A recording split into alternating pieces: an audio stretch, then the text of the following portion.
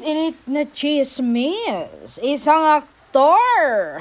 Grabe, hindi pa nakamove on sa Gen Z superstar na si Bel Mariano.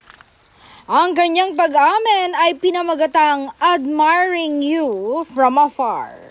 Minsan sapat na ang masilayan ka kahit hindi mo alam na ikaw na ang dahilan ng bawat ngiti ko.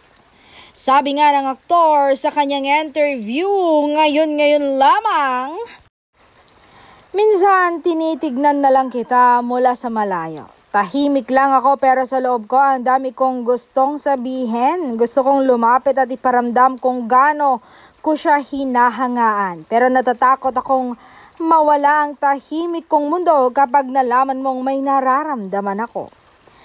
Araw-araw ko siyang nakikita at bawat ngiti niya parang liwanag sa maulan kong araw.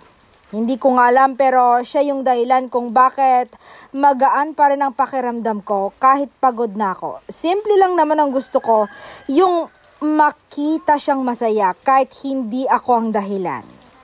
Minsan naiisip ko nga paano kaya kung malaman niyang siya ang laman ng isip ko gabi-gabi. Siguro matatawa na lang siya siguro o baka tuluyang lumayo.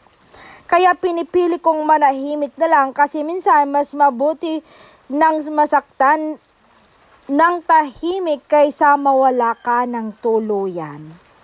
Hanggang ngayon, nandito pa rin ako. Patuloy na humahanga sa kanya mula sa malayo. Hindi ko alam kung kailan matatapos to, pero ang sigurado ko masaya akong tinitignan na lang siya kahit hindi niya ako nakikita.